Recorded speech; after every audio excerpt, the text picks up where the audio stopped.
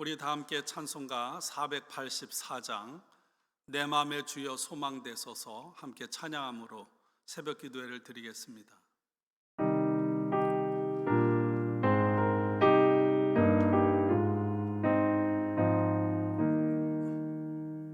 내 맘의 주여 소망되소서 주 없이 모든 일 헛되어라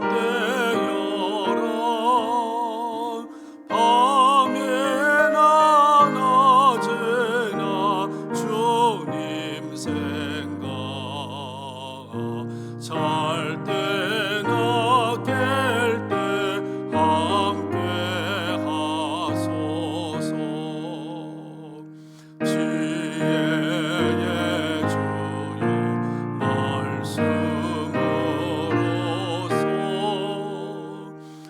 언제나 내 안에 계십소서 주는 내 아버지 나는 아들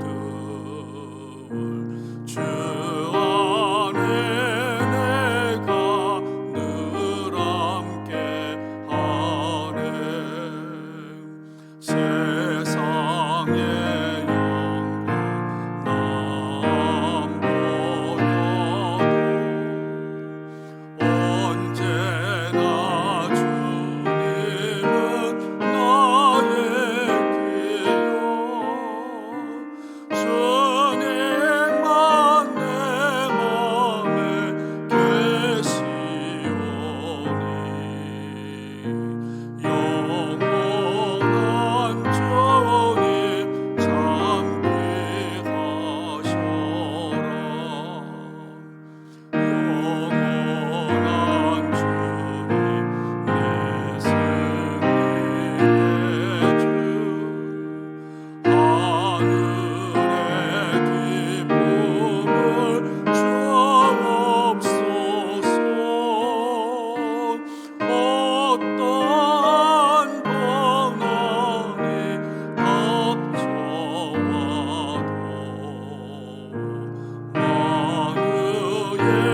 닥쳐와도 만유의 주여 소망되소서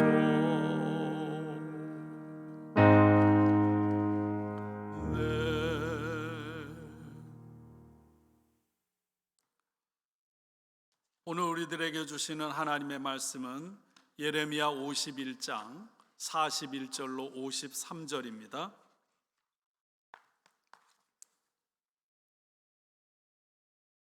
우리 다 함께 봉독하겠습니다. 슬프다 새삭이 함락되었도다 온 세상에 칭찬받는 성읍이 빼앗겼도다 슬프다 바벨론이 나라들 가운데 황폐하였도다 바다가 바벨론에 넘치며 그 노도 소리가 그 땅을 뒤엎었도다 그 성읍들은 황폐하여 마른 땅과 사막과 사람이 살지 않는 땅이 되었으니 그리로 지나가는 사람이 없도다 내가 배를 바벨론에서 보라고 그가 삼킨 것을 그의 입에서 끌어내리니 민족들이 다시는 그에게로 몰려가지 아니하겠고 바벨론 성벽은 무너졌도다 나의 백성아 너희는 그 중에서 나와 각기 여호와의 진노를 피워라 너희 마음을 나약하게 말며 이 땅에서 들리는 소문으로 말미암아 두려워하지 말라 소문은 이에도 있겠고 저 해에도 있으리라 그 땅에는 강포함이 있어 다스리는 자가 다스리는 자를 서로 치리라 그러므로 보라 날이 이르리니 내가 바벨론의 우상들을 벌할 것이라 그 온 땅이 치욕을 당하겠고 그 죽임당한 자가 모두 그 가운데 엎드러질 것이며 하늘과 땅과 그 안에 있는 모든 것이 바벨론으로 말미암아 기뻐 노래하리니 이는 파멸시키는 자가 북쪽에서 그에게 옴이라 여호와의 말씀이니라 바벨론이 이스라엘을 죽여 엎드러뜨림같이 온 세상이 바벨론에서 죽임을 당하여 엎드러지리라 칼을 피한 자들이여 멈추지 말고 걸어가라 먼 곳에서 여호와를 생각하며 예루살렘을 너희 마음에 두라. 외국인이 여호와의 거룩한 성전에 들어가므로 우리가 책망을 들으며 수치를 당하여 모욕이 우리 얼굴을 덮었느니라. 보라, 날이 이르리니 내가 그 우상들을 벌할 것이라. 부상자들이 그 땅에서 한숨을 지으리라. 여호와의 말씀이니라. 가령 바벨론이 하늘까지 솟아오른다 하자 높은 곳에 있는 피난처를 요새로 삼더라도 멸망시킬 자가 내게로부터 그들에게 임하리라. 여호와의 말씀이니라. 아멘. 오늘도 주님의 은혜가 하루를 살아가는 여러분의 삶에 가득하기를 축원합니다. 이제 예레미야서가 끝나는 시점에 와 있습니다. 예레미야는 남유다가 망하기 전 유다에서 활동했고, 그리고 바벨론의 포로로 끌려간 사람들에게 하나님의 말씀을 선포했습니다. 남유다가 멸망당한 직후에는 요하난의 무리에게 사로잡혀 애굽으로 끌려가게 되고 아마도 그곳에서 마지막을 맞은 것 같습니다. 그러므로 예레미야는 바벨론 포로기 이전에 유다가 망하기 직전의 마지막 예언자입니다. 예레미야는 요시야 왕 때 어린 나이 소년으로 하나님께 부르심을 받았습니다. 예레미야가 선포한 메시지는 하나님께서 남유다를 비롯한 주변의 나라들을 심판하시는 하나님의 도구로 바벨론을 선택하셨다는 것입니다. 그러니 바벨론에 대항하지 말고 항복하라는 것입니다. 바벨론에 항복하고 하나님께서 정해 주신 시간 동안 바벨론의 포로로 지내라는 것입니다. 그러나 하나님의 도구로 쓰여진 바벨론도 결국은 자신의 교만, 그리고 우상숭배, 또한 하나님 앞에 대적하는 죄악으로 인해 하나님의 심판을 받게 될 것이라고 선포했습니다. 결국 하나님 한 분만이 역사의 주인이시요 세상의 심판자이십니다. 하나님의 보물이요 세상에 세우신 하나님의 제사장 나라요 거룩한 백성인 이스라엘도 죄악과 우상숭배로 하나님의 심판을 당한 것처럼 바벨론도 그 어떤 나라도 하나님의 심판에서 제외될 수가 없는 것입니다. 이스라엘이 하나님의 선택을 받은 것은 전적인 값없이 주시는 하나님의 은혜였습니다. 마찬가지로 바벨론이 이방 나라임에도 불구하고 하나님의 심판의 도구로 세움받은 것 또한 하나님의 은혜입니다. 그러나 여러분, 하나님의 사랑, 하나님의 은혜를 아무리 많이 받았다 할지라도 하나님 앞에서 그 은혜를 잘 간직하지 못한다면 이스라엘도 바벨론도 하나님의 심판의 대상이 될 수밖에 없다는 사실입니다. 그러므로 하나님 앞에 서는 그날까지 우리는 마음을 새롭게 함으로 변화를 받아 하나님이 기뻐하시는 온전한 삶을 살아가야 할 줄로 믿습니다. 이것이 바로 은혜 받은 자의 마땅한 삶의 모습입니다. 여러분, 그러나 우리가 성경을 통해서 보는 하나님을 만나게 됩니다. 하나님의 본래의 마음은요, 이스라엘을 향한 불타는 사랑으로 가득 차 있는 분입니다. 그래서 예레미야는 29장에서 이렇게 선포했죠. 나의 마음은, 너희를 향한 나의 계획은 재앙이 아니라 평안이요 미래에 희망을 주려는 것이라.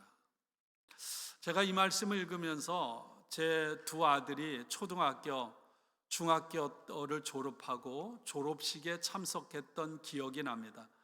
졸업식에 초등학교 때 운동장에 아이들과 부모들로 가득 차 있었습니다. 제가 좀 늦게 도착을 했는데 우리 아들이 어디 있을까 처음부터 쭉 훑어보는 거예요. 그리고 결국 아들의 모습을 찾아냅니다. 그리고 나면 그 순간부터는 아들에게서 제 마음과 제 눈이 한순간도 떠나가지 않습니다. 계속 아들이 움직이는 곳에 내 눈과 내 마음이 가 있는 거예요. 이것이 바로 하나님의 마음이 아닌가, 그런 생각을 했습니다. 하나님이 세상을 다스리시는데 완벽하지 않지만, 그래서 심판도 당하지만 결국은 하나님은 이스라엘 백성들, 하나님의 사람을 중심으로 세상을 이끌어 가신다고 하는 사실입니다. 오늘 저희들이 읽은 말씀은 바벨론에 대한 심판의 메시지입니다.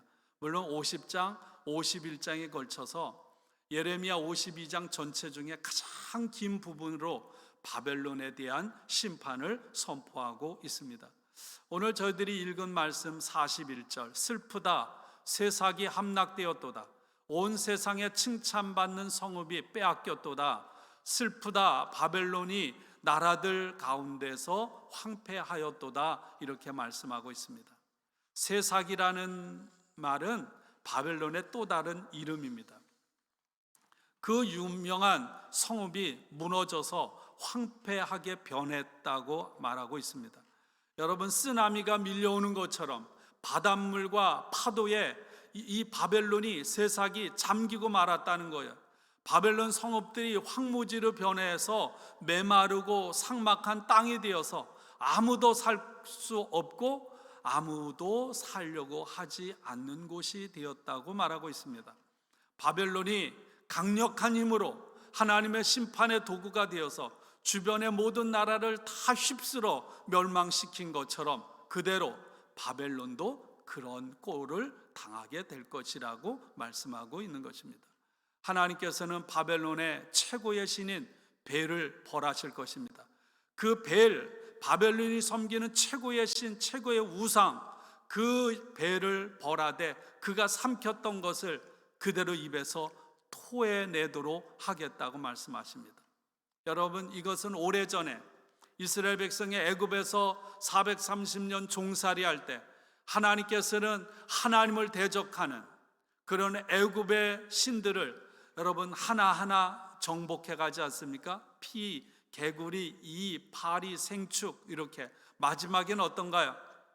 애굽에 처음 난 모든 것, 장자들을 비롯한, 다시 말하면 애굽의 최고의 신인 태양신을 하나님께서 벌하셨습니다.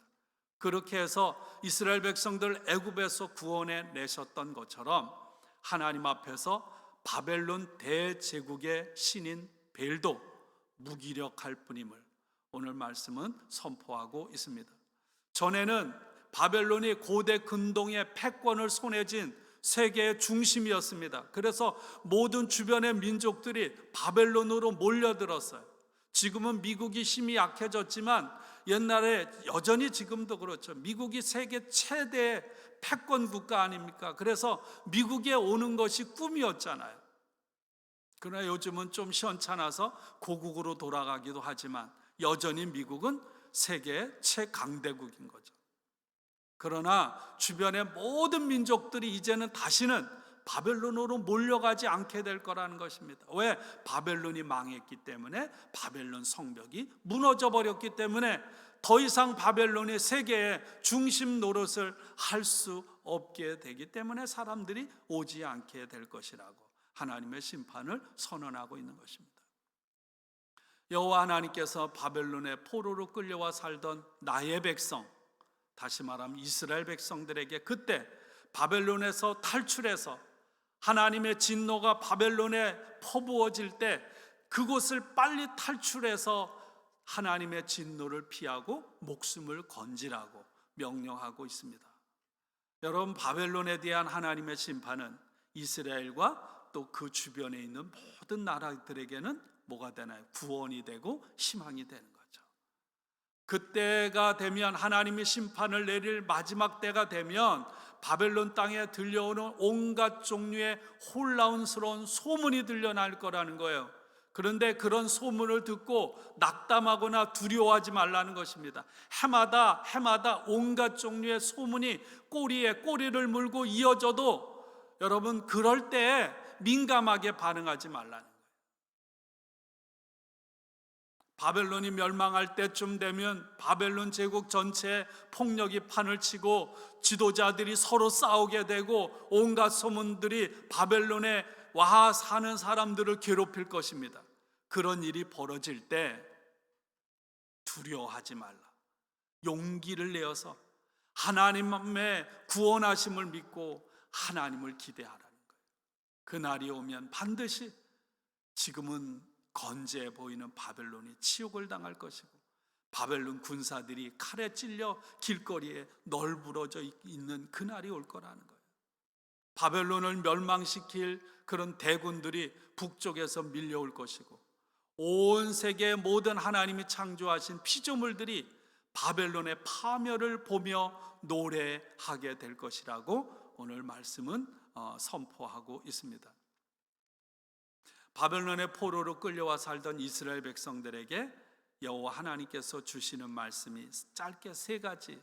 첫째는 빨리, 그때가 되면 빨리 멸망의 땅 바벨론에 서 있지 말고 길을 떠나라. 둘째, 오직 여호와 하나님만을 생각하고 신뢰하라. 셋째, 예루살렘을 너희 마음에 두라. 하나님의 선택받은 백성, 하나님 임재하시는 예루살렘이었지만 여러분, 하나님의 심판을 받아 멸망당한 그 성, 그러나 그때가 되면 그 성, 그리고 그 하나님이 임재하시는 예루살렘 성전이 있는 그곳을 마음에 두라는 거예요. 마음에 새기라는 것입니다. 이에 이스라엘 백성들이 이렇게 반응을 하죠. 첫째는 이렇게 반응할 거라는 거예요. 우리가 하나님의 책망을 들음으로 수치를 당했다. 둘째, 모욕이 얼굴을 덮었다. 다시 말하면 부끄러워서 얼굴을 들 수 없었다. 셋째, 나라가 망할 때 외국인들이, 이방인들이 하나님의 거룩한 성전에 들어가서 하나님의 성전을 짓밟을 때 우리가 그것을 막아내지 못했다 하고 스스로 자책하게 될 거라는 거죠. 이에 대한 하나님의 응답입니다. 내가 반드시 그런 세력인 바벨론의 군대, 바벨론의 우상을 벌할 날이 올 것이다. 그 날이 오면 칼에 찔려 부상당한 군사들이 그 땅에서 한숨을 짓게 될 것이라고 말씀하고 있습니다. 그리고 오늘 53절 마지막에 바벨론이 하늘까지 높은 곳에 올라간다 할지라도, 그래서 그곳을 피난처로 요새로 삼는다 할지라도 하나님께서 보내신 파괴자가 그곳까지 가서 그들을 멸망시킬 것이다. 여러분, 창세기 11장에 하나님의 저주를 받은 함의 자손이 니무롯이 뭘 했나요? 바벨탑을 쌓았지 않습니까? 바벨탑을 하늘 높은 꼭대기까지 쌓자. 그래서 우리가 하나님처럼 되자. 아니면 다른 말로 바벨이라는 아주 어마어마한 요새를 쌓아서 하나님 도움 없이도 우리끼리 적들로부터 완전히 방어해서 우리끼리 한번 잘 살아보자. 그런데 여러분, 그것이 헛된 거라는 거예요. 그것은 하나님이 보실 때 어리석은 것에 불과하다고 말씀하고 있습니다. 하나님이 바벨론을 심판하실 때 하나님의 백성들은 그 땅에 비록 70년을 살았어도요, 미련을 두지 말고 즉각적으로 그 땅을 떠나야 한다고 말씀합니다. 바벨론이 아무리 강해 보이고 아무리 잘 사는 것 같아도요, 여러분, 하나님이 심판하시면 아무것도 아닌 거예요. 그곳에 머물러서는 안 돼요. 그 땅은 죽음의 땅이에요. 멈추지 말고 가야 합니다. 걸어가야 합니다. 바벨론은 하나님의 심판을 통해 잠깐 머무는 장소이지 영원하게 머물러 있어야 하는 장소가 아닌 거예요. 이 말씀을 읽으면서 제가 9.11 사태가 벌어졌을 때 제가 아는 사람이 그 근처에 있었대요. 월드 트레이드 센터 빌딩이 비행기와 충돌해서 무너질 때 그 충격이 어마어마해서요, 그 충격으로 인해 정신없이 반대 방향으로 끊임없이 달렸대. 미친 사람처럼 달리다 보니까 3시간 이상을 걸었다는 거예요. 여러분, 그러나 여러분, 우리에게는요 분명한 목표와 분명한 방향이 있습니다. 걸어가야 할 바로 하나님, 그리고 하나님이 계시는 곳임을 믿습니다. 이스라엘 백성은 바벨론에서 벗어나서 오직 한 분 하나님만을 생각하고 하나님을 신뢰하고, 그리고 하나님의 도성인 예루살렘과 그리고 하나님 임재하시는 예루살렘 성전만을 마음에 품고 그 성전이, 그 도성이 회복되기를 바라며 마음에 새기라는 것입니다. 여러분, 하나님은 어느 곳에나 우리와 함께 계심을 믿습니다.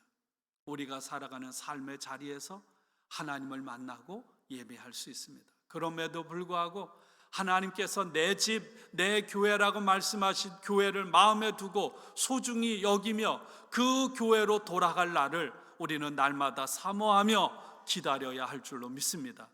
하나님이 정해주신 주의를 거룩하고 온전하게 지켜야 돼요. 교회에서뿐만 아니라 우리의 삶의 자리에서도. 여러분, 이것이 하나님을 사랑하는 사람들의 삶의 모습인 것입니다. 여호와 하나님께서는 기세등등하게 군대를 거느리고 하나님의 성전에 들어가서 성전 기물을 빼앗아가고 가증한 일을 벌인 바벨론의 만행을 하나님은 생생하게 기억하셨고요, 때가 되면 그것을 철저하게 멸하실 것입니다. 거룩한 곳에 함부로 손을 대는 자를 하나님께서는 그냥 두지 않는 거죠. 이 말씀을 읽으면서 우리 자신을 되돌아봅니다. 여러분, 우리 또한 하나님의 거룩하심을 무시하거나 가볍게 해서는 안 될 것입니다. 하나님의 이름을 함부로 말한다든지, 여러분, 하나님이 싫어하는 일을 하지 않는 그런 신실한 저와 여러분 되기를 원합니다. 코로나로 인한 온갖 소문들이 여러분 우리의 마음을 불편하게 만들고 있어요. 온갖 소문들이 정말 쏟아져 내려오지 않습니까? 그런데 오늘 하나님께서 이렇게 말씀하세요. 조심을 하고 주의는 하되 결코 그 일로 인해 낙담하거나 두려워하지 말라는 거예요. 성경은 끊임없이 말씀하고 계십니다. 두려워하지 말라, 놀라지 말라, 내가 너와 함께 하리라. 여러분, 하나님은 어떤 상황 속에서 저와 여러분들을 사랑하시며 용서하시고 함께 하시는 분임을 믿습니다.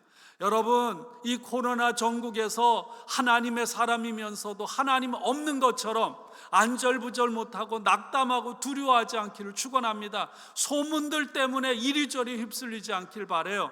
내가 너와 함께 하리라, 두려워하지 말라, 놀라지 말라.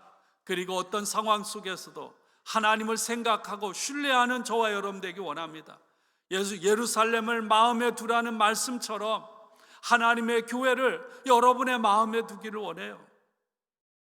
하나님이 영이 거하시는 성전인 또한 저와 여러분 한 사람 한 사람이 여러분이 살아가는 삶의 자리에서 하나님이 기뻐하는 사람으로, 예수님의 진실한 제자로 매일매일을 소망 가운데 살아가는 그런 저와 여러분들이 되기를 주님의 이름으로 축복하고 축원합니다.